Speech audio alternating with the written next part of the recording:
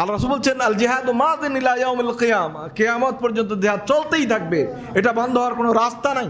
আর এই জিহাদের পড়া, উৎসাহ করা, উদ্বুদ্ধ করা, এটা বিগত সরকারের আমলে যদি কোনো হারাম কাজ থাকতো এটা ছিল 1 নম্বর কাজ, শব্দটাই উচ্চারণ করা যেত না। কারণ এটা বললে বলতো যে এটা জঙ্গি তৈরির কারখানা তৈরি করা হয়, জিহাদ পড়ায় মানুষ অযথা মেরে, বোমা মেরে ফেলা, এটা হলো জঙ্গির কাজ।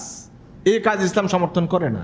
আপনারা দেখেছেন এক সময় 64টা জেলায় আদালতে একসাথে বোমা বিস্ফোরণ হয়েছে, এটা কোনো ইসলামের কাজ না, ইসলাম এটা সমর্থন করে না। কিন্তু জিহাদ ফি সাবিলিল্লাহকে টুটি চেপে মেরে ফেলা, এটা ইসলাম সমর্থন করে না। কারণ প্রতিটা মুসলমান নিরন্তর জিহাদের মধ্যে আছে, ব্যক্তিগত জীবনে জিহাদ, পারিবারিক জীবনে জিহাদ, সামাজিক জীবনে জিহাদ, সর্বশেষ রাষ্ট্রীয় জীবনে জিহাদ। এই জিহাদের পর্যায়গুলো, দরজাগুলো আজীবন জিহাদের উপরেই একজন ইমানদার থাকতে হয়। জিহাদ ছাড়া ইমানদার ইমান টিকায় রাখারই কোনো সুযোগ নেই। আমেরিকা যখন খোমেনিকে বলেছিল যে তোমরা যদি আমাদের এই পারমাণবিক চুক্তিতে স্বাক্ষর না করো তাহলে তোমাদেরকে গম, আটা, ডাল, চাল যা আছে এগুলো দেওয়া বন্ধ করে দিব, না খেয়ে মারা যাবে। খোমেনি বলেছিল আমাদেরকে না খাওয়ায় মারা যাওয়ার ভয় দেখায় লাভ নাই, কারণ আমরা তোমাদের এই ভয় দেখানোর আগেই মাসব্যাপী উপাস থাকার যে ট্রেনিং এটা আমরা দিয়ে রাখছি। নফসের জেহাদ বড় জেহাদ, আর যুদ্ধের ময়দানের জেহাদ ছোট জেহাদ। এটা কি সঠিক? রাজান মিনাল জিহাদিল আসগারে ইরাল জিহাদিল আকবার, আমরা ছোট জেহাদ থেকে বড় জেহাদি ফিরে এসেছি, এরকম একটা হাদিসের কথা বলা হয়। নফসের জেহাদ বড় জেহাদ বা এই ধরনের সংশ্লিষ্ট যতগুলো বর্ণনা আছে কোনোটাই হাদিস নয়, কোনোটাই হাদিস নয়। এগুলো বানানো কথা বা কোনো একটি উক্তি, এগুলো মূলত সুফিবাদী কথা।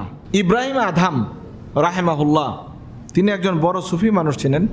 তিনি একজন প্রখ্যাত তাবি, 162 হিজরিতে ইন্তেকাল করেছেন। সুতরাং অনেকে বলছেন তাবি, তবে তাবি হওয়ার ব্যাপারে কোনো সন্দেহ নাই। ইমাম আবু হানিফা রাহমাহুল্লাহর সমসাময়িক ছিলেন। ঐতিহাসিকরা অনেকেই লিখেছেন হানাফি মাযহাবের ফিকার তিনি অনুসরণ করতেন।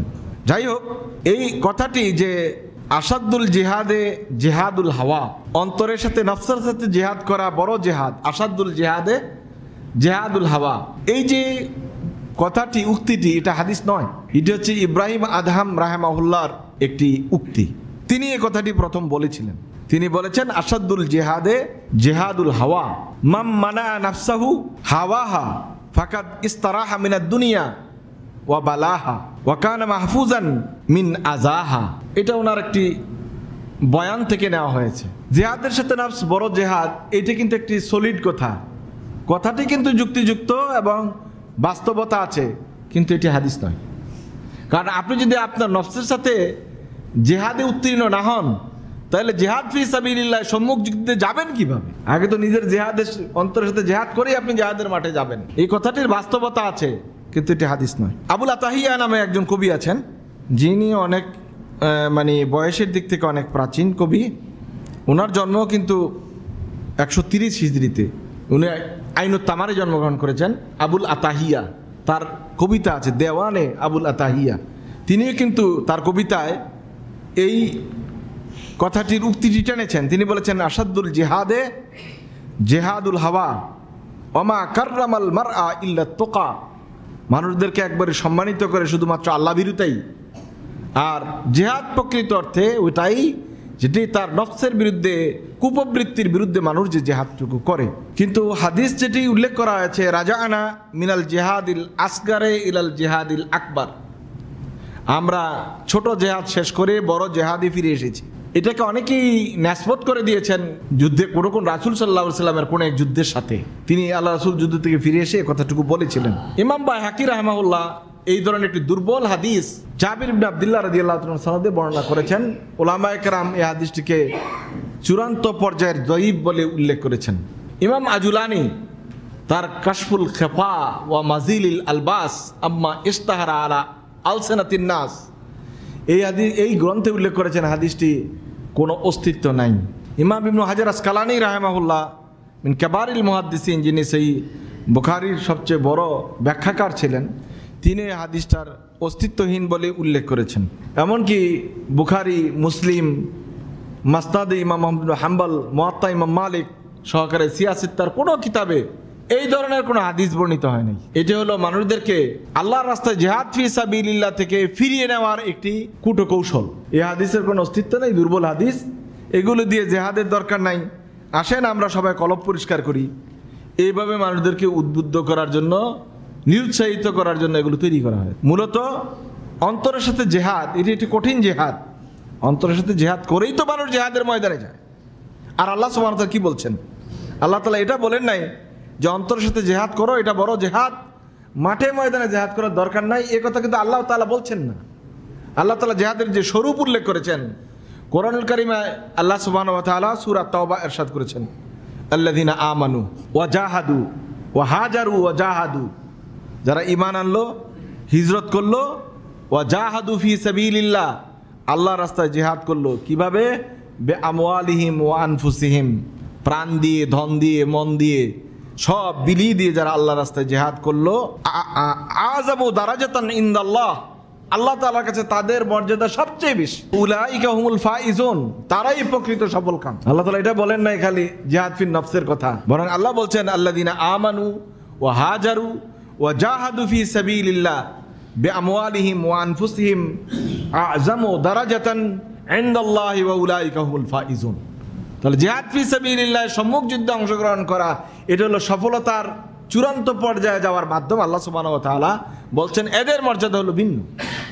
কাজে শুধুমাত্র অন্তরের সাথে জিহাদ করাই শ্রেষ্ঠ জিহাদ, এটা বলে একেবারেই ভুল কথা। 2 নম্বর আয়াত, কোরআনে কারীমে অনেকগুলো আয়াত আছে, আমরা 2টো আয়াত দিয়ে দলিল দিচ্ছি।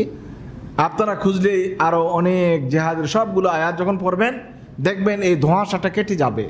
আল্লাহ সুবহানাহু ওয়া তাআলা বলছেন, লা ইস্তাবিল কাঈদুনা মিনাল মুমিনিন গায়রু উলিদ দারারি ওয়াল মুজাহিদুনা ফি সাবিলিল্লাহ, ওই সমস্ত মুমিন যাদের কোনো অসুবিধা নেই, ঘরে বসে থাকে, আর যারা আল্লাহর রাস্তায় জিহাদ করে বে আমওয়ালিহিম ওয়া আনফুসিহিম, ধন দিয়ে, সম্পদ দিয়ে, প্রাণ দিয়ে, তারা এক পর্যায়ের, এক মানের লোক নয়, বরং আল্লাহ সুবহানাহু ওয়া তাআলা ফাদ্দালাল্লাহুল মুজাহিদিনা আলাল কাঈদিনা আজরান আযীমা, যারা ঘরে বসে আছে আর যারা মাঠে ময়দানে লড়াই করে, তাদের মর্যাদার পার্থক্য আল্লাহ তাআলা বিশাল পার্থক্য তৈরি করে দিয়েছেন।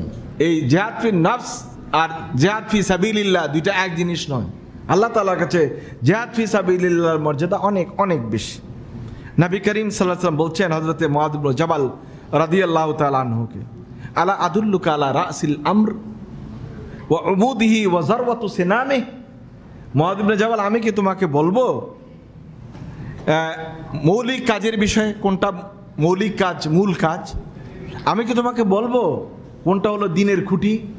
আমি কি তোমাকে বলবো কোনটা হলো সর্বোচ্চ মর্যাদার কাজ? তারপর রাসূল বললেন, রাসুল আমরে আল ইসলাম, সকল কাজের মধ্যে মৌলিক কাজ, শীর্ষ কাজ হলো ইসলাম এবং ঈমান। 2 নম্বর উমুদুহু আস-সালাত, এই ইসলামের মূল পিলার হলো সালাত। ওয়া যারওয়াতু সানামিহি আল জিহাদু ফি সাবিলিল্লাহ, এটার পরিপূর্ণতা হলো আল্লাহর রাস্তায় জিহাদ করা।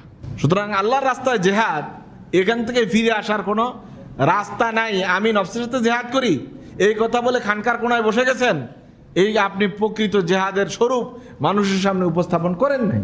আর রাসূল সাল্লাল্লাহু আলাইহি ওয়াসাল্লাম থেকে সহিহ হাদিস, বুখারীতে আছে হাদিস, আল্লাহ রাসূল বলছেন, আল জান্নাতু তাহতা জিলালিস সিয়ুফ, এই যে আমার হাতে তরবারি দেখো, এই তরবারির ছায়ার নিচে হলো জান্নাত। আল্লাহ রাসূল বলছেন, আল জিহাদু মাযিন ইলা ইয়াউমিল কিয়ামা, কিয়ামত পর্যন্ত জিহাদ চলতেই থাকবে, এটা বন্ধ হওয়ার কোনো রাস্তা নাই।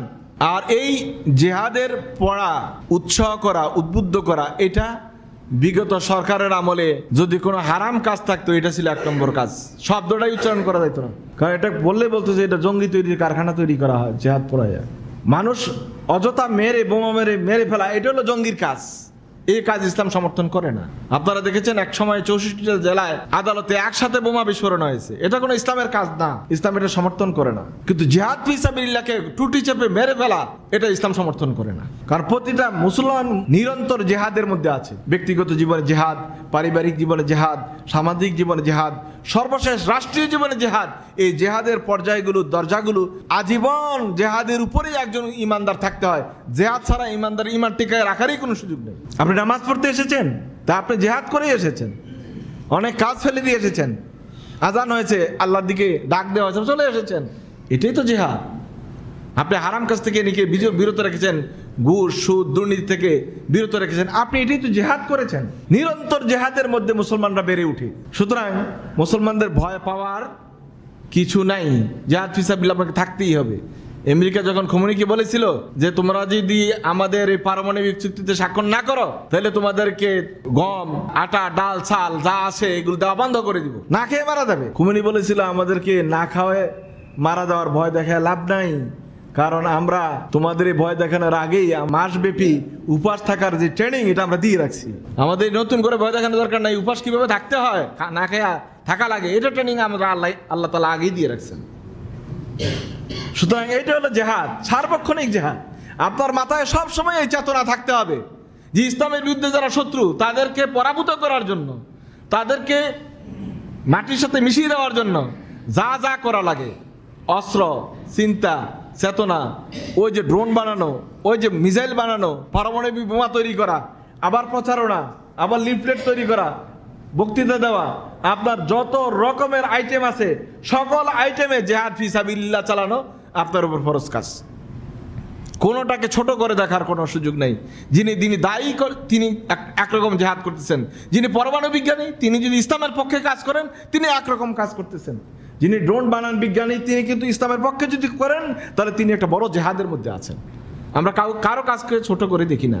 আল্লাহ সুবহানাহু ওয়া তাআলা আমাদেরকে বুঝার, আমল করার তৌফিক দান করুক। বিসিএস পরীক্ষা বা ইউরোপের পাসপোর্ট ভিসা করার জন্য দাড়ি কামানো যাবে কি? দাড়ি কামালে বা ছাটলে কি কবিরা গুনাহ হয়? এ দেশে তো ফরজই প্রতিষ্ঠিত নাই। আলহামদুলিল্লাহ, সাল্লাতু সালামু আলা রাসূলিল্লাহ, আম্মা বাদ। এ দেশে ফরজ প্রতিষ্ঠিত নাই, এই জন্য আপনি নিজে ফরজ ছেড়ে দিবেন, সুন্নত ছেড়ে দিবেন, এটার সুযোগ নেই। এটা হলো অনেকটা এরকম যে একজনে নামাজ পড়ে না, এই জন্য কি আপনি নামাজ ছেড়ে দিবেন? বহু লোক নামাজ পড়ে না, বহু লোক মদ খায়, গাঁজা খায়, জিনা করে, বেবিচার করে, সুদ খায়, ঘুষ খায়, দুর্নীতি করে, এগুলো উদাহরণ নয়। উদাহরণ হলো আপনাকে কোরআন এবং সুন্নাহ কি করতে বলেছে সেটা করার জন্য কার্যকরী ব্যবস্থা নেওয়া এবং সর্বোচ্চ চেষ্টা করা, এটা আমাদের প্রত্যেকের দায়িত্ব। কারণ এটা হলো আমল হলো ব্যক্তিগত, আমাদের কিছু কিছু আমল আছে ব্যক্তিগত, কিছু কিছু কাজ আছে সামষ্টিক। সামষ্টিক কাজগুলির সাথে সরকার জড়িত থাকে, রাষ্ট্র জড়িত থাকে, সমাজ জড়িত থাকে, কিন্তু ব্যক্তি আমলের সাথে তো কারো জড়িত থাকার কোনো সুযোগ নেই। দাড়ি রাখবেন, নামাজ পড়বেন, রোজা রাখবেন, এগুলো আপনার ব্যক্তিগত আমল, এখানে অন্যকে টেনে আনার তো কোনো প্রয়োজন পড়ে না। সুতরাং দাড়ি রাখার বিষয়টি আমি ওদিনও বলেছি, এটাকে বারবার টেনে আনার কোনো বিষয় নয়। দাড়ি রাখার বিষয়টি হলো সাহাবায়ে কেরাম রাদিয়াল্লাহু তাআলা আলাইহিম আজমাইন দাড়ি রাখতেন এবং আম্বিয়া আলাইহিমুস সালাতু ওয়াস সালাম দাড়ি রাখতেন। এটা মুআযাবাত ছিল, এটা তাদের আমলে মুতাবারেসা, একের পর এক, যুগের পর যুগ নবীরা, সাহাবীরা, তাবিঈরা দাড়ি রেখেছেন। সুতরাং এটাকে অবজ্ঞা করার কোনো সুযোগ নেই। যদি মনে করেন যে দাড়ি রাখার দরকার নাই, এটা বাজে কাজ, তাহলে তার ঈমান থাকবে না। হ্যাঁ, কেউ মনে করেন এটা জরুরি কিন্তু আমি রাখি না, সেটা ভিন্ন কথা। যেমন কেউ সালাতের ফরজকে অস্বীকার করলো, তার ঈমান থাকবে না। কিন্তু হ্যাঁ, নামাজ পড়ে না, মাঝে মধ্যে পড়ে, মাঝে মধ্যে পড়ে না, পড়া জরুরি মনে করে, তাহলে তাকে আমি কাফের বলতে পারতেছি না। এই বিষয়টা পার্থক্য হলো এরকম। সুতরাং আপনি যদি মনে করেন যে এটা আমি রাখা ফরজ মনে করি বা রাখা জরুরি মনে করি, কিন্তু আমি হয়তো কোনো পরিপ্রেক্ষিত কারণে রাখতে পারছি না, সেটা ভিন্ন বিষয়। এটা আল্লাহ তাআলা জানেন মাপ কিভাবে করবেন, কতটুকু করবেন। কিন্তু এটাকে এভাবে ঘোষণা দিয়ে দাড়ি কেটে ফেলা, এটার কোনো সুযোগ নেই, বা দাড়ি কামিয়ে ফেলার কোনো সুযোগ নেই। হ্যাঁ, কেউ যদি তার পরিবেশ পরিস্থিতির কারণে এটা করে থাকে তাহলে হয়তো অবস্থা আলোকে হইতেও পারে। দেখেন আপনি ইন্ডিয়ায় বা কোনো কোনো জায়গায়, যেখানে আমি এমন পরিস্থিতির কোথাও জানি যে কোনো এক জায়গা থেকে একটা মুসলিম কুমারী মেয়ে আরেক জায়গায় যাবে, ইন্ডিয়ার কথা বলছি, সেখানে শুধু তার সতীত্ব রক্ষা করার জন্য সে মাথার সিঁথির মধ্যে সিঁদুর পড়েছে, সে কিন্তু মুসলমান, কিন্তু সিঁদুর পড়তে সে বাধ্য হয়েছে এই জন্য যে তাকে এই র‍্যাপ করার সম্ভাবনা আছে, তার সতীত্ব হারানোর সম্ভাবনা আছে। কিন্তু যদি সিঁথিটার মধ্যে সিঁদুর থাকে তাহলে হিন্দুরা কি বুঝে? এটা বিবাহিত মেয়ে, শুধু তার সতীত্ব রক্ষা করার জন্য এই কাজটি সে করেছে। এমন কোনো পরিস্থিতিতে আপনিই বুঝবেন করা লাগবে কি লাগবে না। কিন্তু নিজে উদ্যোগ নিয়ে ইচ্ছায় স্বেচ্ছায়, আরে দাড়ির কি আছে, দাড়ির সাথে ইসলামের কি সম্পর্ক বলে দাড়ি কামিয়ে ফেলবেন, এরকম কোনো সুযোগ ইসলামে নাই। বরং এটা হলো ইসলামের শেয়ারকে অস্বীকার করা, এটা হলো কুফুরির নামান্তর, একটা প্রাথমিক স্টেজ। আল্লাহ তাআলা আমাদেরকে বুঝার তৌফিক দান করুন।